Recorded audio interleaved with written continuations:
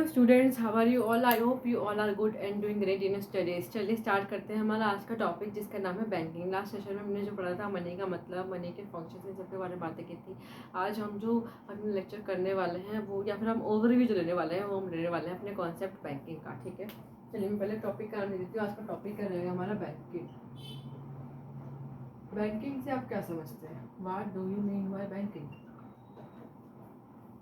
What do you mean by banking? Banking का मतलब क्या होता है? देखिए, बैंकिंग को अगर मैं लेमैन की लैंग्वेज में बोलूँ, ठीक है ना, एक साधारण शब्द में बोलूँ, तो बैंकिंग मतलब क्या है? एक ऐसा इंस्टीट्यूशन जो कि क्या कर रहा है, डिपॉजिट को एक्सेप्ट कर रहा है, और उसको पब्लिक एक्सेप्ट करने के बाद डिपॉजिट को उसे as a form of loan public को ही वापस दे रहा है। तो ऐसे इंस्टीट्यूशन को, ठीक है ना, ऐसे फाइनेंशियल इंस्टीट्यूशन आप बोल सकते हैं, ऐसे फाइनेंशियल इंस्टीट्यूशन को हम क्या बोलते हैं? बैंक्स।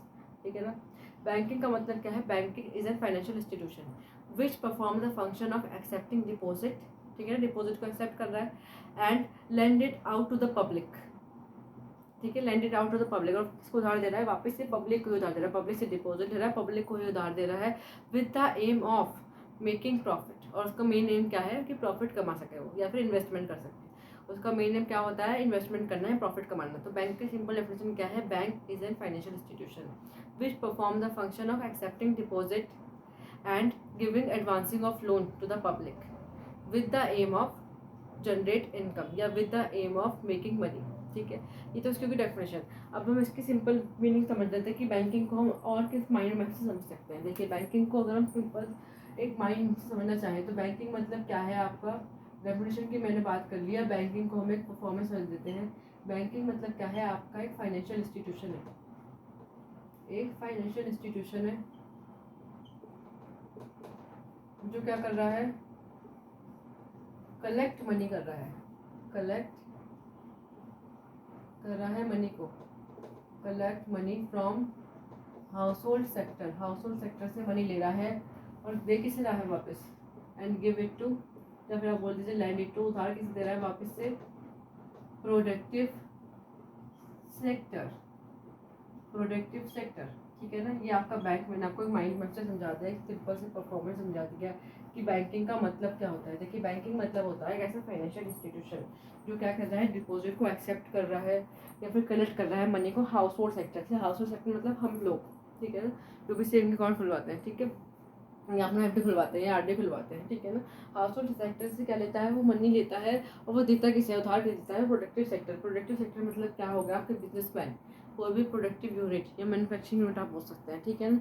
कोई भी बिजनेसमैन, ठीक है, जो क्या कर रहा है? सिर्फ माल को ला रहा है और ला के परचेज कर रहा है, मतलब वो रॉ मटेरियल भी नहीं ला रहा, वो फिनिश गुड्स ही लेके आ रहा है। कोई पर्सन ऐसे होते हैं बहुत सारे, आप रिटेलर देखेंगे अपने आसपास, जो कि क्या करते हैं? सामान को लेके आ जाते हैं और उन्हें एज इट इज सेल कर देते हैं। ठीक है, बहुत सारे किराना स्टोर आपने देखे हैं कि वो क्या करते हैं? सामान को ला रहे हैं और सोल्ड आउट कर रहे हैं। उनकी कोई मैन्युफैक्चरिंग यूनिट नहीं है, वो सिर्फ क्या कर रहे हैं? ला रहे हैं और उसे सोल्ड आउट कर रहे हैं। तो वो सारी चीज़ें भी हमारी प्रोडक्टिव सेक्टर में नहीं आएंगी, क्योंकि वो लोग क्या कर रहे हैं? एक तरीके का बिजनेस ही कर रहे हैं, पैसा कमाने की कोशिश कर रहे हैं, इनकम जनरेट करने की कोशिश कर रहे हैं। तो वो सब चीज़ें हमारी प्रोडक्टिव सेक्टर की कैटेगरी में डिनोट की जाती है। ठीक है, तो बैंकों का मतलब आई होप सो आपको समझ में आ गया होगा। बैंक मतलब होता है, bank is an financial institution which doing the function of, क्या फंक्शन करता है? Accepting deposit and give advancing of loan to the public with the aim of making profit. ठीक है ना, उसका मेन एम क्या है? प्रॉफिट कमाना, तभी उसे बैंक कहा जाएगा। अदरवाइज उसे मतलब कॉमर्शियल बैंक कहा जाएगा। आप सीधी भाषा में कहें तो उसे, नहीं तो कॉमर्शियल बैंक नहीं कहा जाएगा।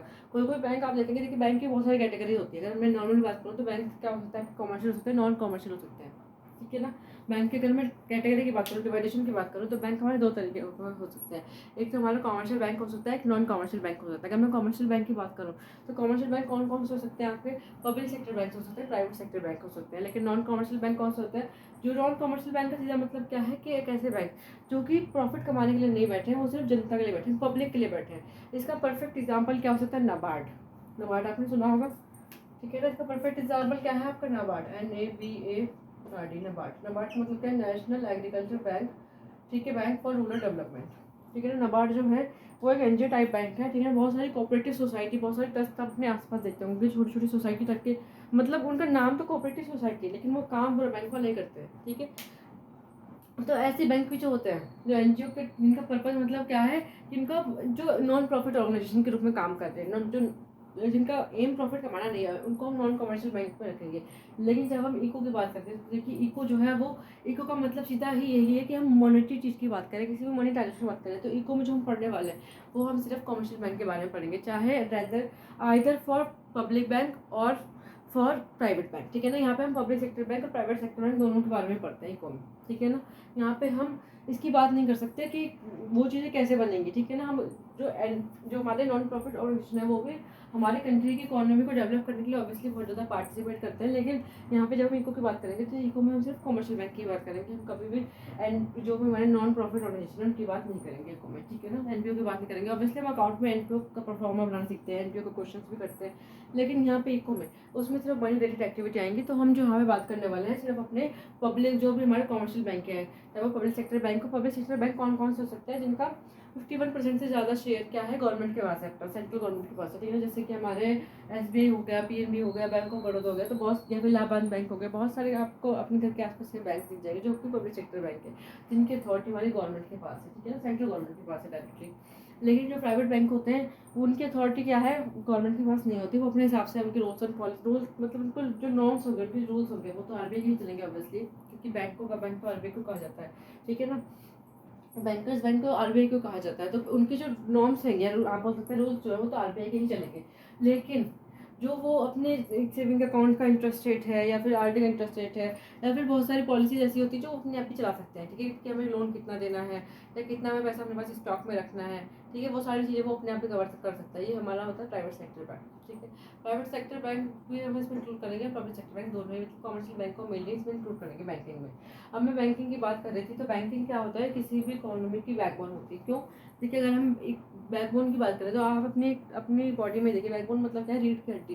तो रीढ़ की हड्डी के थ्रू या बैकबोन के थ्रू आप बैठ सकते हैं, उठ सकते हैं, आप सारा काम कर सकते हैं अपना, जो भी अपने डेली एक्टिविटीज़ हैं, जो भी अपना काम है वो आप कर सकते हैं अपने बैकबोन के थ्रू। ऐसे ही किसी भी इकोनॉमी में बैंक को होना बहुत जरूरी है, क्योंकि अगर बैंक ही नहीं किसी इकोनॉमी में तो वहाँ पे उसकी बैकबोन खत्म हो गई उस इकोनॉमी की। ठीक है ना, बैंक को बैकबोन ऑफ इकोनॉमी क्यों बोला जाता है, क्योंकि बैकबोन ऑफ एन इकोनॉमी बोला जाता है बैंकों को। क्यों बोला जाता है ऐसा, चाहे वो पब्लिक सेक्टर बैंक हो या फिर प्राइवेट सेक्टर बैंक हो। ठीक है ना, यहाँ पे हम कमर्शियल बैंक की बात करें। ठीक है ना, इनको क्या बोला जाता है, जो भी हमारे कमर्शियल बैंक होता है इनको हम बैकबोन ऑफ एन इकोनॉमी बोलते हैं। इन्हें हम बैकबोन ऑफ एन इकोनॉमी इसलिए बोला जाता है क्योंकि इनके बिना हमारी इकोनॉमी ग्रोथ नहीं करेगी। क्योंकि बैंकों का मेन काम क्या है, पैसा जनरेट करना, मनी को जनरेट करना। ये लोग क्या करते हैं, जिनके पास एक्स्ट्रा पैसा होता है उनसे पैसा लेते हैं डिपॉजिट के फॉर्म में, और जिनके पास कम पैसा है लेकिन वो कुछ ना कुछ प्रोडक्टिव करना चाहते हैं, बिजनेस खोलना चाहते हैं, अपनी इनकम को जनरेट करना चाहते हैं, अपनी इनकम को बढ़ाना चाहते हैं, तो वो चीज़ें हमारी प्रोडक्टिव सेक्टर में आ जाती है। उनको ये क्या करते हैं, लैंड आउट करते हैं, मतलब पैसे को उधार देते हैं as a credit.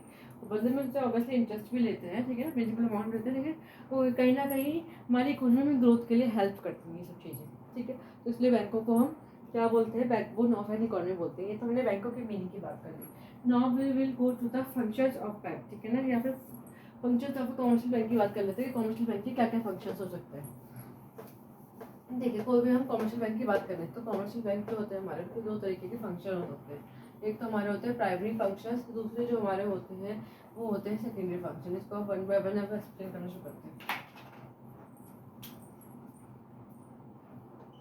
Functions of banking या बैंकिंग लीजिए आप। ठीक है ना, अगर मैं फंक्शंस ऑफ बैंक की बात करूँ तो देखिए, there are two functions of banks, that is first one is your primary function. Primary function का मतलब मैंने बता दिया था आपको। प्राइमरी फंक्शन मतलब होता है जो मेन फंक्शन होते हैं किसी भी कॉन्सेप्ट के, उन्हें हम क्या बोलते हैं, प्राइमरी फंक्शन। ठीक है, अब आते हैं हम नेक्स्ट पे, जिसका मतलब क्या है, सेकेंडरी फंक्शन। सेकेंडरी फंक्शन होता है किसी भी कॉन्सेप्ट के जो प्राइमरी फंक्शन के साथ साथ चलते हैं, जो प्राइमरी फंक्शन के सब्सिडियरी फंक्शन होता है, उनको हम क्या बोलते हैं, secondary function. The subsidiary function of any concept is called your secondary function. ठीक है, अगर इसमें प्राइमरी फंक्शन की बात करूँ तो बैंकों की, तो बैंक के जो प्राइमरी फंक्शन होते हैं वो फर्दर टू पार्ट में डिवाइड किए गए हैं। दैट इज योर, एक तो हमारा क्या है, accepting deposit. Accepting deposit, deposit को एक्सेप्ट करता है, वही जो उसकी डेफिनेशन थी वही यहाँ पे लिखा जा रहा है, डिपॉजिट को एक्सेप्ट करता है। दूसरा क्या है, एडवांसिंग ऑफ लोन्स, लोन को एडवांसिंग के फॉर्म में देता है। ठीक है ना, आप बोल सकते हैं कि क्रेडिट करता है। ठीक है ना, लोन्स को दे रहा है, पैसों को बांट रहा है पब्लिक में। ठीक है, इसके जो डिपॉजिट के फॉर्म्स होंगे, ठीक है, और इसके डिपॉजिट के फॉर्म हो सकते हैं वो क्या होते हैं, तो सेविंग अकाउंट के फॉर्म में पैसा एक्सेप्ट कर ले, या फिर वो करंट अकाउंट के फॉर्म में पैसा एक्सेप्ट कर ले, या फिर वो क्या कर सकता है एफडी के फॉर्म में पैसा एक्सेप्ट कर ले सिंपल पब्लिक से, या फिर वो क्या कर सकता है आरडी के फॉर्म में एक्सेप्ट कर ले पैसा। ठीक है, तो चारों यहाँ पे कंसेप्ट आ जाएंगे हमारे। ठीक है, and when we talk about the advancing of loans, तो एडवांसिंग ऑफ लोन्स में आप क्या क्या कर सकते हैं, या तो आपका आ सकता है कैश क्रेडिट, या फिर आपका आ सकता है डिमांड क्रेडिट, या फिर आपका आ सकता है शॉर्ट टर्म लोन्स। ठीक है, और जो सेकेंडरी फंक्शन होते हैं, सेकेंडरी फंक्शन भी 4 तरीके के होते हैं। कौन कौन से होते हैं मैं इनकी हेडिंग देती हूँ, then I will explain one by one. Heading क्या क्या है सेकेंडरी फंक्शन में? फर्स्ट तो आपको क्या है, ये देता है हमें बैंक ओवरड्राफ्ट फैसिलिटी। और क्या हो सकता है इसमें, इसमें हो सकता है डिस्काउंटिंग ऑफ बीओई का काम भी करता है बैंक। और क्या हो सकता है इसमें, और ये क्या करता है, जनरल यूटिलिटी फंक्शंस भी करता है। और क्या करता है बैंक हमारा, जो भी हमारे एजेंसी फंक्शंस होगा, बैंक एजेंसी के रूप में भी काम करता है कभी कभी। चलिए अब वन बाय वन मैं इनको एक्सप्लेन करना शुरू कर देती हूँ आपको, जिससे कि एक साथ सब लोग ना हो। ठीक है, चलिए एक्सप्लेन करना शुरू करते हैं। देखिए, जब हमने बैंकों की बात की थी, तो बैंकों को हमने क्या बोला, bank backbone of an economy बोला। बैंक का मतलब क्या है, किसी भी इकोनॉमी की बैकबोन, या फिर आप डायरेक्ट बोल सकते हैं कि बैंक क्या है, एक फाइनेंशियल इंस्टीट्यूशन है जो क्या करता है, हाउस होल्ड सेक्टर से पैसा लेता है और प्रोडक्टिव सेक्टर को पैसा देता है। ये काम, ये है बैंकों की definition. Now we will go to the functions of banks. देखिए, जो बैंक होते हैं हमारे, ठीक है ना, जो भी यहाँ पर बोल सकते हैं जो कमर्शियल बैंक है, फंक्शन ऑफ बैंक बोल लीजिए, फिर फंक्शन ऑफ कमर्शियल बैंक आप बोल सकते हैं। जो फंक्शन ऑफ कमर्शियल बैंक है वो 2 तरीके के हो सकते हैं आपके, एक तो प्राइमरी फंक्शन हो सकता है, दूसरा आपका जो होता है सेकेंडरी फंक्शन होता है। When we talk about the primary functions of any bank, then primary function में आपके 2 मेन फंक्शंस आते हैं। एक तो क्या है, एक्सेप्टिंग डिपॉजिट, और दूसरा क्या है, एडवांसिंग ऑफ लोन। देखिए कोई भी बैंक है तो वो डिपॉजिट किस किस फॉर्म में एक्सेप्ट कर सकता है। आप खुद ही सोचिए कि बैंक जो होता है वो कौन कौन से फॉर्म में हमसे पैसा लेता है। एक तो सेविंग अकाउंट के फॉर्म में पैसा ले सकता है हमसे, लेकिन हमारे पास जो भी इनकम का पैसा बच रहा है, ठीक है ना, जिससे हम एक्सपेंडिचर नहीं कर रहे, जिससे हम खर्च नहीं रहे हैं, उस फॉर्म जो भी हमारे पास इनकम का पैसा बचेगा, जो भी सेविंग होगी, उसको हम सेविंग अकाउंट में जाकर जमा करा देंगे। करंट अकाउंट कौन खुलवाता है, जो बिजनेसमैन होते हैं, जिनको नील बैलेंस अकाउंट, मतलब नील बैलेंस रखेंगे तब भी उनको प्रॉब्लम नहीं है, ओवर बैलेंस होगा तब भी कोई प्रॉब्लम नहीं है, ठीक है ना, बिल्कुल बैलेंस नहीं तब भी कोई प्रॉब्लम नहीं है, वो पैसे बैंक से एक्स्ट्रा पैसा भी निकाल सकते हैं। तो वो अकाउंट हमारे करंट अकाउंट कहलाते हैं। मेनली आपको याद रखना है, करंट अकाउंट जो है वो बिजनेसमैन ही खुलवा सकते हैं, कोई भी प्रोडक्टिव सेक्टर या प्रोडक्टिव यूनिट ही खुलवा सकती है। एक नॉर्मल पर्सन हम लोग नहीं खुलवा सकते। सेविंग बैंक को खुलवा सकते हैं हम लोग, करंट अकाउंट को कोई भी आर्टिफिशियल पर्सन खुलवा सकता है, कोई भी कंपनी खुलवा सकती है मेनली। ठीक है ना, कंपनी पता है आपको, कंपनी मतलब क्या होता है, कंपनी होता है एक आर्टिफिशियल पर्सन जो कि रजिस्टर्ड होती है अंडर द कंपनी एक्ट 2013। ठीक है, अब आते हैं एफडी अकाउंट की बात कर लेते हैं। एफडी अकाउंट मतलब होता है जो कि फिक्स डिपॉजिट अकाउंट होता है। फिक्स डिपॉजिट अकाउंट का मतलब होता है ऐसा अकाउंट जो कि क्या कर रखा है, फिक्स डिपॉजिट अकाउंट मतलब ऐसा अकाउंट जो कि एक नॉर्मल पर्सन कोई भी खुलवा सकता है। ये ऑब्वियसली बिजनेस तो खुलवाएगा नहीं एफडी, क्योंकि उसको तो बार बार ट्रांजेक्शन करनी होती है। जो हम लोग होते हैं नॉर्मल पर्सन होते हैं जिनके पास वन टाइम पेमेंट का पैसा है, वो एफडी खुलवा लेते हैं। एक बार में पैसा डालो 1-2 लाख, और से 1-2 साल के लिए वहीं पे छोड़ के भूल जाओ, और फिर आपकी जब भी मैच्योरिटी हो जाएगी 1 साल बाद, 2 साल बाद, 3 साल बाद, या फिर मान लीजिए 6 महीने बाद, तब आप पैसा निकालिए तो आपको उस पर इंटरेस्ट रेट भी काफ़ी अच्छा मिल जाता है एफडी पे। अगर आरडी की बात करें, कोई पर्सन ऐसा है जिसकी इनकम अच्छी है लेकिन उसके पास वन टाइम पेमेंट के लिए पैसा इकट्ठा नहीं हो पाता, इतना पैसा वो सेव नहीं कर पाता कि वो एक साल में एक बार जाके 1 लाख जमा कर दे और फिर वो अपने क्या करे, इंटरेस्ट उनसे ले लें बैंक से, ठीक है ना, वो ऐसा नहीं कर सकता। तो ऐसे जो पर्सन होते हैं जिनका पैसा सेव नहीं होता है, वो लोग आरडी कराना प्रेफर करते हैं, क्योंकि सैलरी तो अच्छी है पर उनके पास सेविंग नहीं हो पा रही किसी भी तरीके से। वो लोग आरडी कराते हैं, 50 की सैलरी है या फिर 20,000 सैलरी, उसमें से 5,000 बचाना शुरू कर देंगे पर मंथ के, उनके आरडी करवा देंगे 5 साल की। तो बैंक में आपकी सैलरी है मान लीजिए 1 तारीख को या 2 को आई, तो अगले दिन ही आपकी सैलरी से 5,000 रुपये कट गए, ठीक है ना। तो आरडी में जमा होते रहेंगे, 1-2 साल में जब भी मैच्योरिटी हो जाएगी तब आप पैसा निकाल सकते हैं ऑब्वियसली। तो ये हो गया हमारे बैंक का फर्स्ट फंक्शन, एक्सेप्टिंग डिपॉजिट। अब हम सेकंड क्वेश्चन की बात करते हैं, जिसका मतलब क्या है, advancing of loans. When we talk about the advancing of loans, then we have to know that advancing of loans का जो प्रोसीजर होगा उसमें क्या होगा कि बैंक क्या कर रही है, एक तरीके से लैंड आउट कर रही है, ठीक है ना। क्रेडिट लैंड आउट मतलब क्या होगा, उधार दे रही है किसको, एक नॉर्मल पब्लिक को, ठीक है ना। नॉर्मल पब्लिक को भी कौन सी, जो कि प्रोडक्टिव सेक्टर है, जो कि पैसे कमा रही है, जो कि बिजनेस करना चाहती है, ठीक है ना, कोई मैन्युफैक्चरिंग यूनिट खोलना चाहती है। तो ऐसे सेक्टर को हम क्या बोलते हैं, एडवांसिंग ऑफ लोन की कैटेगरी में रखते हैं ऐसे सेक्टर को हम लोग, ठीक है। एडवांसिंग ऑफ लोन में फर्स्ट ऑफ ऑल आता है कैश क्रेडिट। कैश क्रेडिट मतलब क्या होता है, क्रेडिट मतलब क्या होता है, उधार। क्रेडिट मतलब क्या होता है, लोन। लोन किसके अगेंस्ट दिया जा रहा है, लोन दिया जा रहा है against current assets like shares, bonds, ठीक है ना। डिबेंचर नहीं आया यहाँ पे क्योंकि लोन डिबेंचर हमारा करंट एसेट का पार्ट नहीं होता है ऑब्वियसली, ठीक है ना। तो लोन जो कि हमारे किसी भी करंट एसेट्स के बदले में दिया जा रहा है उसको हम कैश क्रेडिट के फॉर्म में रखते हैं।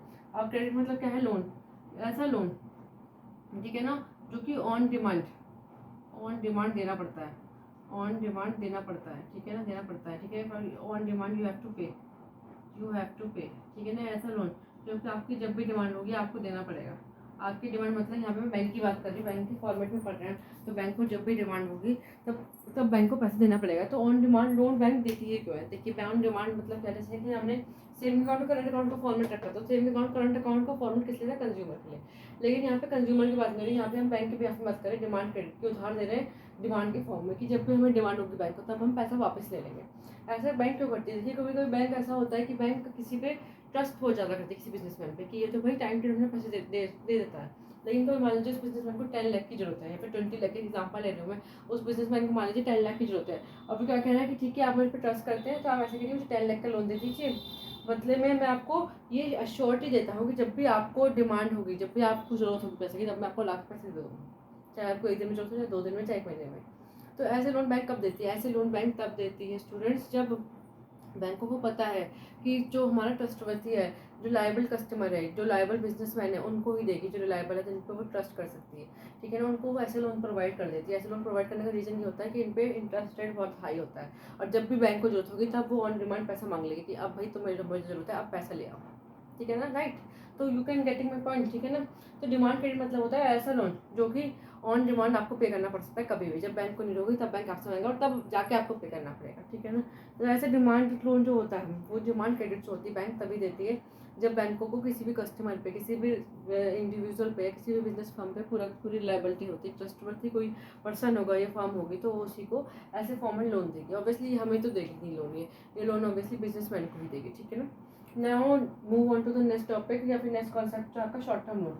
ऐसे लोन जो कि हमें इसमें सीधा लोन ही बोल दिया, तो लोन ऐसे लोन अगेंस्ट जो हमारी शॉर्ट टर्म सिक्योरिटीज होती हैं, या फिर हम बोल सकते हैं शॉर्ट टर्म सिक्योरिटीज बोल लीजिए, या फिर आप बोल लीजिए जो भी हमारी कोलैटरल सिक्योरिटीज जो होती है उनके अगेंस्ट जो फॉर्म दिया जाता है, उनके कोलैटरल सिक्योरिटीज के अगेंस्ट में जो लोन दिया जाता है उसे हम शॉर्ट टर्म लोन बोलते हैं। कोलैटरल सिक्योरिटी का मतलब क्या होता है स्टूडेंट, देखिए कोलैटरल सिक्योरिटी मतलब होता है ऐसी सिक्योरिटी जिसको हम गिरवी रख के कोई भी लोन लेते हैं, ठीक है ना। नॉर्मली पर्सन क्या करता है, अपनी जमीन के पेपर दे दिए, या फिर मान लो घर खरीदे तो घर के पेपर बैंक को दे दिए, जब आपका लोन पूरा हो जाएगा तो ऑब्वियसली घर के पेपर आपको वापस मिल जाएंगे, जब आप लोन का पूरा रिपेमेंट कर देंगे तो आपको जमीन के पेपर मिल जाएंगे। तो ऐसे कोई भी कोलैटरल सिक्योरिटी, हम कोई भी सिक्योरिटी के पेपर, ठीक है, जिसमें हमें भरोसा है, जिसमें बैंक को भरोसा है ऑब्वियसली, ठीक है ना, बैंक LIC पेपर है, ठीक है ना, वो सब चीज़ें हमारे कोलैटरल सिक्योरिटी में आती है। लोन अगेंस्ट कोलैटरल सिक्योरिटी जो होता है वो हमारा शॉर्ट टर्म लोन की कैटेगरी में आता है। तो हम समझते हैं कि एडवांसिंग ऑफ लोन का मतलब क्या था। अब हम आते हैं इसकी सेकेंडरी फंक्शन पे। प्राइमरी फंक्शन आई होप आपको अंडरस्टैंड हो गए होंगे। Now we will go to the secondary function. अब हम सेकेंडरी फंक्शन के ईच एंड एवरी टॉपिक को समझना शुरू करते हैं वन बाय वन। इसको मैं हटा देती हूँ प्राइमरी फंक्शन को, क्योंकि सेकेंडरी फंक्शन हमारा एक डिटेल रहने वाला है। इस डिटेल में हम इसका डिस्क्रिप्शन करने वाले हैं सेकेंडरी फंक्शन का। ये भी हटा देते हैं। अब आते हैं फंक्शंस ऑफ कमर्शियल बैंक के सेकेंडरी फंक्शन के वाले पार्ट पर। देखिए when we talk about the secondary functions of any bank, ठीक है ना, एनी कमर्शियल बैंक, ठीक है ना, बैंक से मतलब यहाँ पे कमर्शियल बैंक की बात कर रहे हैं हम। यहाँ पे किसी भी NGO की, किसी भी NPO की, किसी भी नॉन कमर्शियल बैंक की बात नहीं की जा रही, यहाँ पे कमर्शियल बैंक की बात की जा रही है, ठीक है। अब आते हैं टॉपिक पर। सेकेंडरी फंक्शन मतलब क्या होता है, ऐसा फंक्शन, ठीक है ना, जो कि प्राइमरी फंक्शन के साथ साथ चलता है, ठीक है ना। जो भी हमारे प्राइमरी फंक्शन मतलब क्या है, जो भी हमारे प्राइमरी कार्य है, मतलब प्राथमिक कार्य है, उनके साथ साथ जो फंक्शन चलने वाले हैं, उनके सहायक कार्य जो होंगे, उनके सब्सिडरी फंक्शन जो होंगे, उनको हम सेकेंडरी फंक्शन की कैटेगरी में रखते हैं।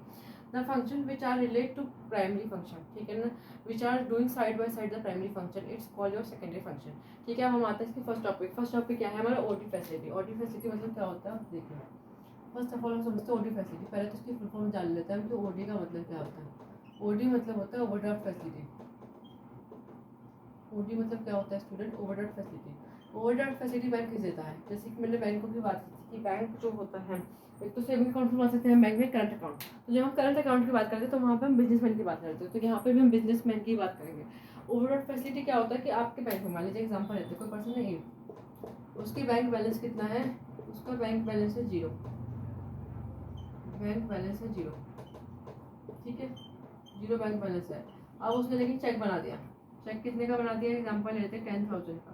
यहाँ पे 10 लाख का चेक बना दिया, ठीक है। और उसने दे दिया, आपने ये क्या था, एक बायर था और उसने सेलर को दे दिया 10 लाख का चेक बना के, सेलर को दे दिया 10 लाख का चेक बना के, और सेलर ने ले लिया। सेलर को पता नहीं चेक में क्या पता चलेगा आपके पास कितने अमाउंट है, ठीक है ना। सेलर ले लिया। अब सेलर गया से इनकैश कराने बैंक, सेलर से इनकैश कराने गया है बैंक ने क्या कर दिया, चेक पास। बैंक ने क्या कर दिया, चेक पास। उसे 10 लाख फटाफट निकाल के दे दिया, भाई 10 लाख लो ले जाओ। ऐसा पॉसिबल है रियलिस्टिक में, बताइए आप, पॉसिबल है? आपके सेविंग अकाउंट है, ऐसा पॉसिबल है बैंक बैलेंस जीरो हो और आप 10 लाख का चेक बनाओ पास हो जाए? नहीं। तो ये चीज़ें, बैंक बैलेंस जीरो है लेकिन आप पैसे निकाल सकते हैं, ये चीज़ें हमारे सेविंग अकाउंट में पॉसिबल नहीं है, ठीक है। लेकिन ये चीज़ें हमारे बिजनेस बैंक के अकाउंट्स होते हैं, ठीक है ना। बड़ी बड़ी फर्म है, बड़ी बड़ी ऑर्गेनाइजेशन है जो कि प्रोडक्टिव यूनिट है, जो कि पैसे कमाने के लिए बैठी है, तो बैंक में उनसे पैसा कमाते हैं, तो बैंक उनको असली फैसिलिटी देते हैं कि आपके पास नील बैलेंस है, जीरो बैलेंस है, तब भी हम पैसे निकालने की फैसिलिटी देते हैं। ऐसी फैसिलिटी क्यों देते हैं बैंक? ऑब्वियसली बैंक को बैठे हैं मार्केट में इसलिए कि उनको पैसा कमाना है, ठीक है ना। तो वो अगर किसी को उधार देगा तो पैसे कमाएंगे कैसे? तो वो उधार देंगे, फिर वो क्या करेंगे, उधार पे कंपाउंड इंटरेस्ट का रेट लगाते चलेंगे। तो कंपाउंड इंटरेस्ट मतलब आपको पता है कि रेट पे रेट मतलब रेट पे आप क्या करते हैं, जैसे मान लीजिए 10% रेट है, तो 10% पे आप क्या करेंगे, 10,000 के 10% निकालेंगे, फिर आपका धीरे धीरे CI होता रहेगा, कंपाउंड इंटरेस्ट के फॉर्म में रेट चलता रहेगा, तो रेट क्या रहेगा आपका, लगातार बढ़ता जाएगा, कम नहीं होगा।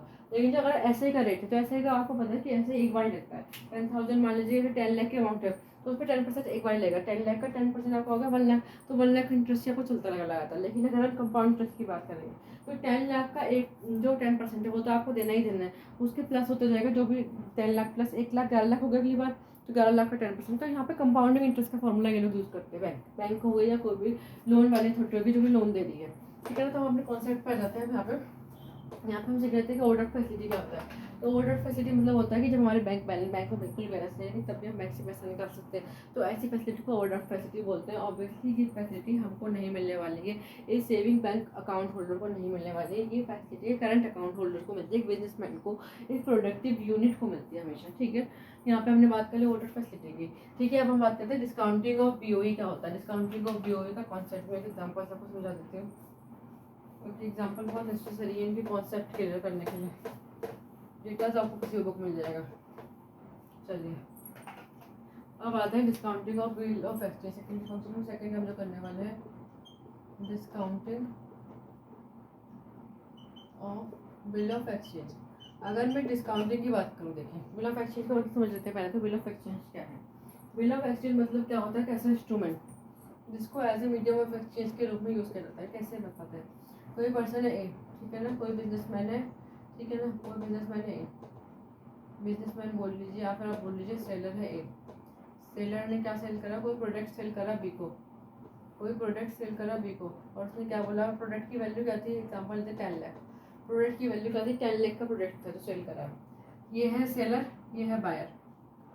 अब इसने क्या बोला, बायर ने बोला ठीक है मैं तुम्हें अभी तो पैसा नहीं दे सकता, मेरे पास ना तो पैसा है नहीं मेरे अकाउंट में इतना, ठीक है मैं दे भी नहीं सकता, इतना ट्रस्टवर्दी लॉयल भी नहीं कि मुझे ओवरड्राफ्ट फैसिलिटी मिली हो।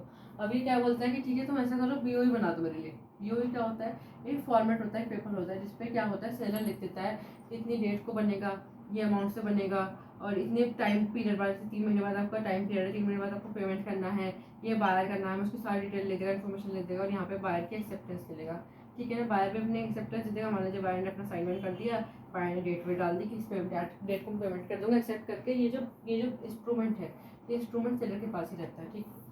अब सेलर के पास इंस्ट्रूमेंट रहा, ठीक है। सेलर ने क्या बोला, ठीक है आप 10 लाख की पेमेंट कर देना, 3 महीने बाद कर देना। इसने क्या बोला कि ठीक है मैं 3 महीने बाद पेमेंट कर दूंगा।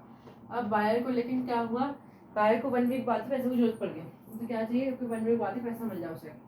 BOE को हमें याद रखना है कि BOE जो है एक लीगली कॉन्सेप्ट है, ये इंस्ट्रूमेंट ऑल ओवर इंडिया आपका वैलिड होता है। इसे आप कहीं में भी जाकर कोर्ट के अंदर किसी कोर्ट में भी वैलिड माना गया है, तो कोर्ट में ले जा सकते हैं आप, ठीक है ना। अब देखिए कोर्ट में वैलिड है तो ऑब्वियसली बैंकों में वैलिड है।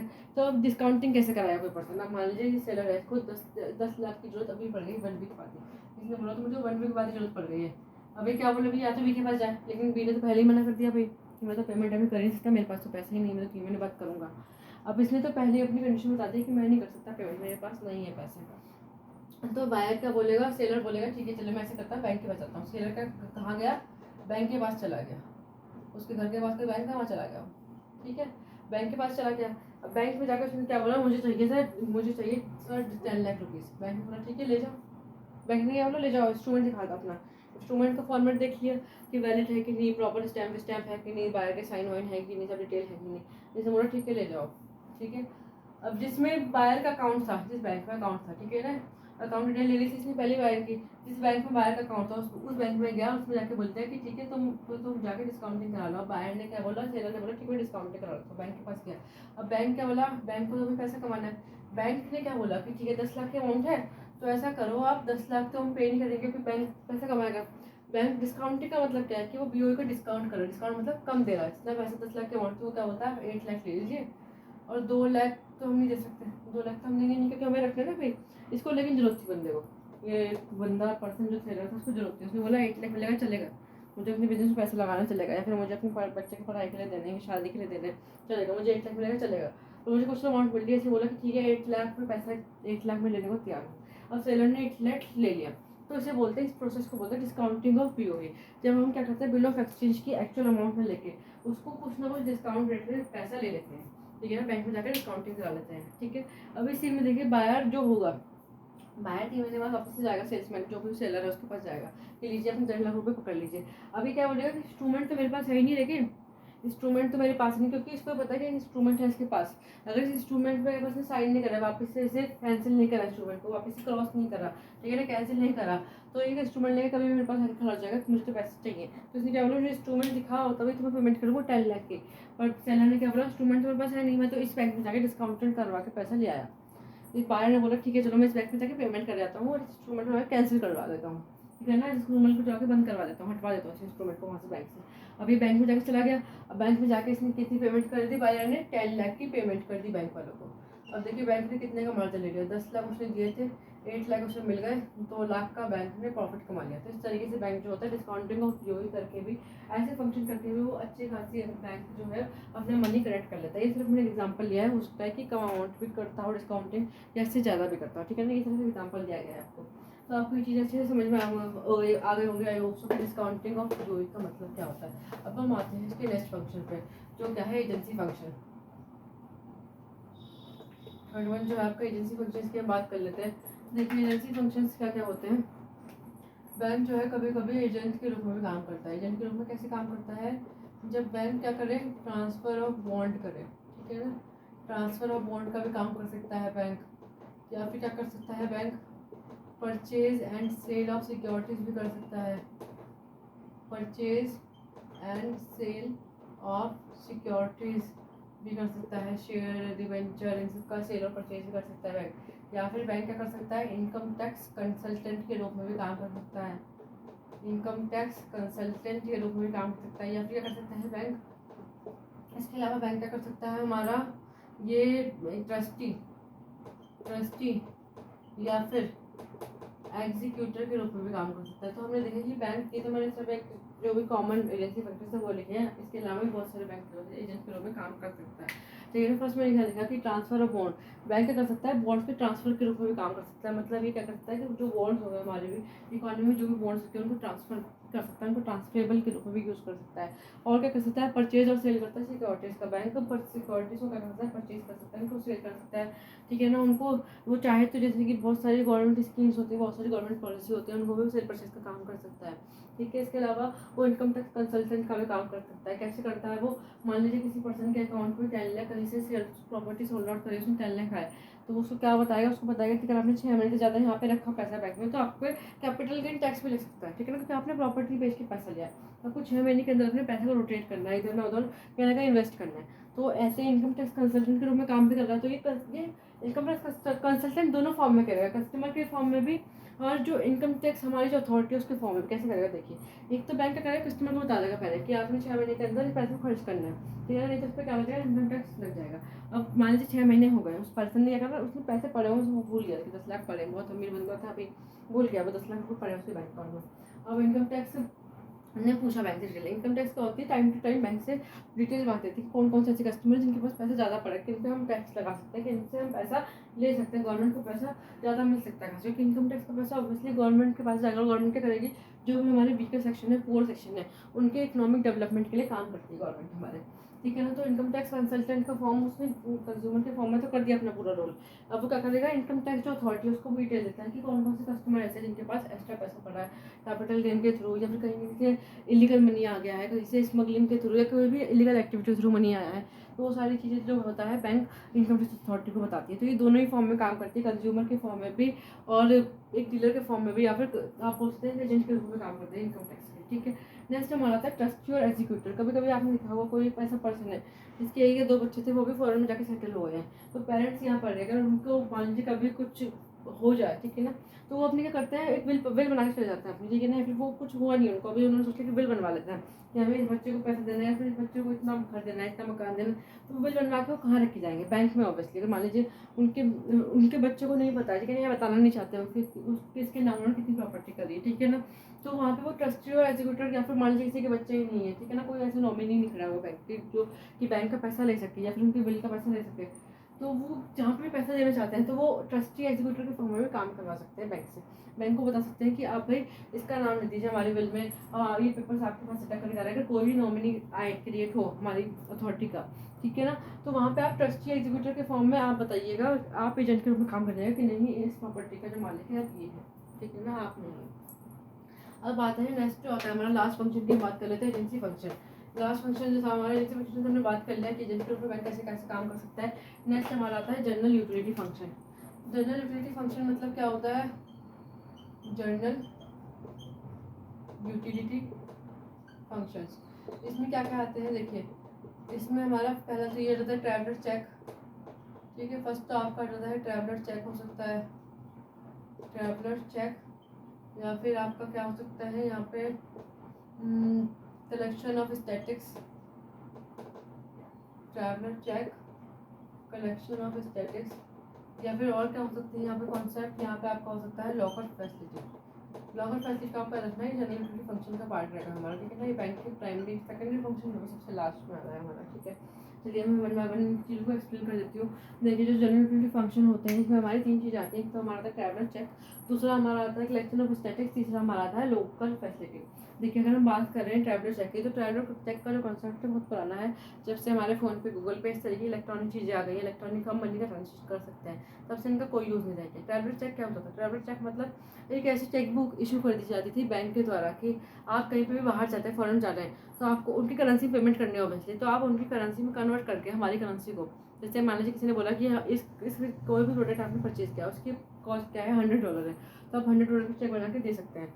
तो ट्रैवलर चेक के लिए आपके पास पॉसिबल ये होना चाहिए कि आपके पास ट्रैवलर चेक का जो बुक है वो आपको बैंक से इशू की गई हो। अगर बैंक ने ट्रैवलर चेक की बुक इशू नहीं करी तो आप ट्रैवलर चेक काटेंगे कैसे, वहाँ बनाएंगे कैसे, क्योंकि वहाँ पे हमारी नॉर्मल चेक बुक नहीं चलने वाली इंडिया की, तो हमारी सेविंग बैंक की अकाउंट की चेक बुक वो नहीं चलेगी। तो पहले ट्रैवलर चेक का कॉन्सेप्ट था, लेकिन जब से इलेक्ट्रॉनिक मीडिया है तो आप वहाँ पे कैलकुलेट कर सकते हैं अपनी मॉनेटरी ट्रांजेक्शन को कि भाई $10 में हमारे कितने आए।